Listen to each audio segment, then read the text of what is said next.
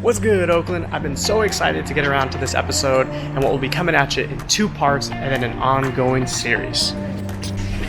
How can we talk life in the middle without talking about teachers? Yes, as a former teacher and principal myself, it's actually always been an interest of mine. What makes a good teacher? What do all great teachers have in common? Does anyone else in the world have a job where you can't just go to the bathroom whenever you want to?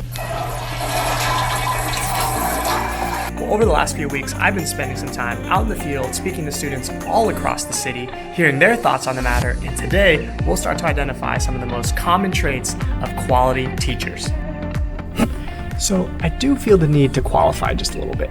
Now, anyone can be nice or kind or giving, but a teacher can't be just that.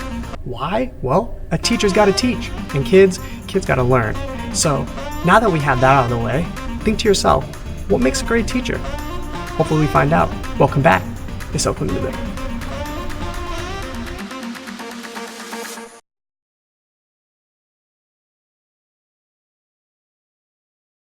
My name is Nick, and one good quality I think every good teacher should have is the ability to listen.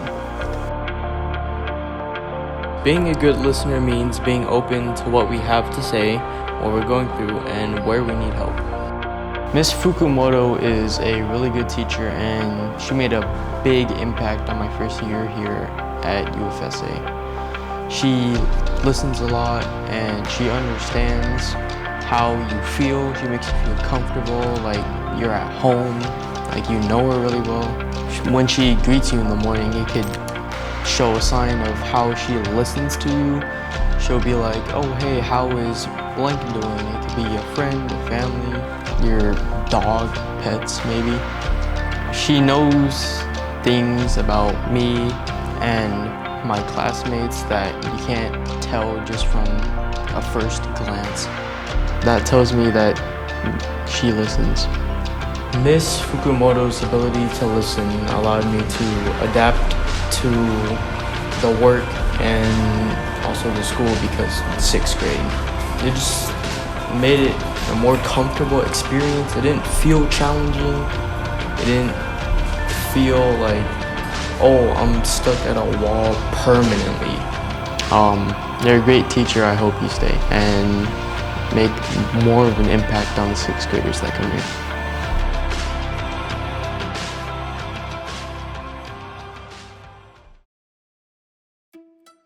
The best teachers have a plan for everything, and it feels like everything has been thought about. They are confident and know what they're doing. Hi, my name is Kata, and I think in order to be a good teacher, you have to be prepared. When I'm in Miss Injusang's class, I feel like every minute has been thought about. She does a great job by keeping us focused and on track. I used to think math was a hard thing to do because I was really bad at it. Now I know it's easy and it's fun and like how to multiply like area and stuff. I know that she's planned because she has a projector and her computer is already edited. We write in our planner our homework and we get out our books and we get our papers. It helps me learn because I can get my mind straight to math and not talking with my friends and stuff that's next to me. It helps me because we always talk about math in our table. And when we get out of topic, she's like, hey, listen and stuff. She's always like, get into the math. Yeah, her classroom is really organized. She has like a drawer for papers, colored pencils, pens. Thank you, Ms. Injusang, for keeping me on track and making sure I learn my math. Hi, I'm Bashan, and I think it's important for every teacher to be passionate. Passionate means when a teacher really loves what they are teaching, it's hard not to love it too.